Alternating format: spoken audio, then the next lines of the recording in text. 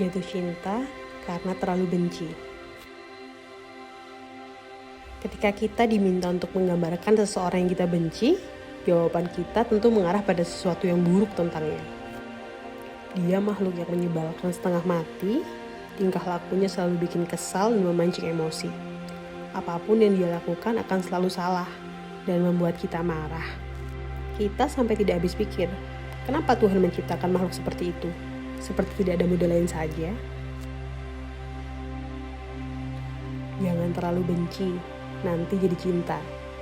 Juga jangan terlalu cinta, nanti jadi benci. Nasihat ini, meskipun sudah ada sejak lama, namun nyatanya masih berlaku. Dan mungkin berlaku untuk sepanjang masa.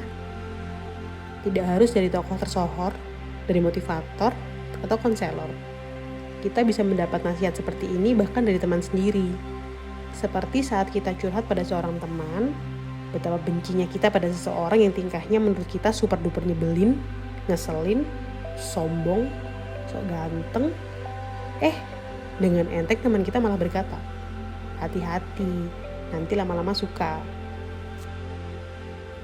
Jatuh cinta karena terlalu benci, sebuah kebenaran yang sudah tidak perlu lagi kita ragukan. Sudah banyak contoh kisah yang menceritakan hal demikian.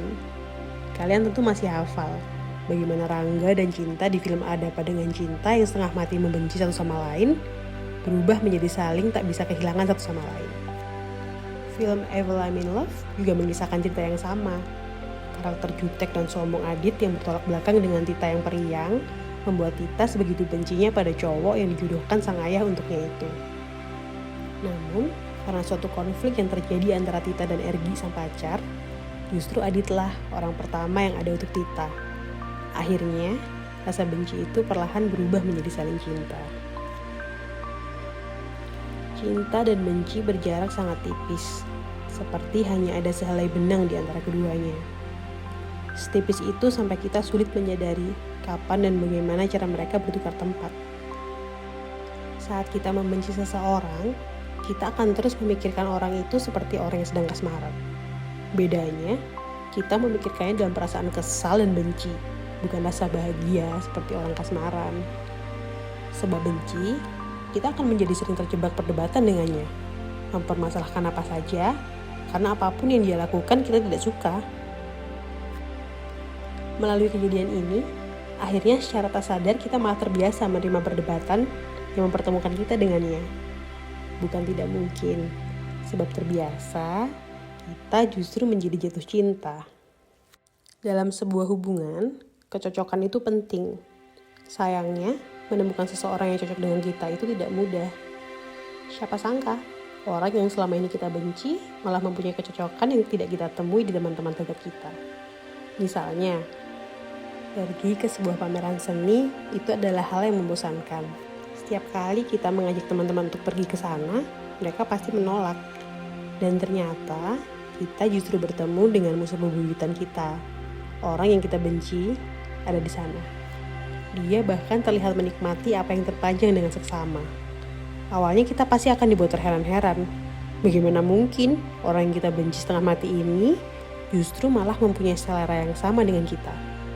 Sadar karena susah menemukan orang yang punya selera yang sama dengan kita, akhirnya mau tidak mau kita membiarkan diri kita akrab dengannya hingga akhirnya kita pun jatuh cinta.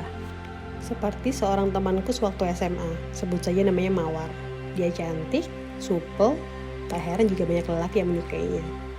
Hingga suatu ketika, ada seorang laki-laki, sebut saja Damar. Dia cowok yang cukup populer, dan dia penasaran ingin tahu mana yang namanya Mawar. Seperti apa anaknya sampai didam-idamkan teman-temannya satu sekolah. Sayangnya tanpa sengaja mereka bertemu di pemilihan ketua OSIS. Sebab ada nuansa di pemilihan, otomatis mereka saling menonjolkan kebutuhan masing-masing. Mereka berdua jadi tak mau kalah. Dan tak disangkanya mereka justru jadi ketua dan wakil terpilih. Saat menjelang ujian kenaikan, mereka bersaing untuk mendapatkan peringkat dan jumlah nilai lebih tinggi. Namun, karena suatu hal yang terjadi di keluarga Mawar, Mawar diminta pindah sekolah. Mengetahui hal itu, Damar merasa kehilangan entah kenapa. Kenapa? Bukannya kamu senang kalau musuh pindah sekolah? Kamu gak perlu lagi repot-repot belajar karena udah gak punya saingan kan? Kata Mawar. Dan Damar menjawab, karena aku mulai suka sama kamu. Serentak seluruh isi kelas bersorak dan kami semua sepakat serta meyakini jika Damar menjadi seperti itu karena saking benci dan merasa tersainginya dia atas Mawar. Demikian cerita cintaku, jangan lupa like, komen, dan subscribe channel Bijak 7.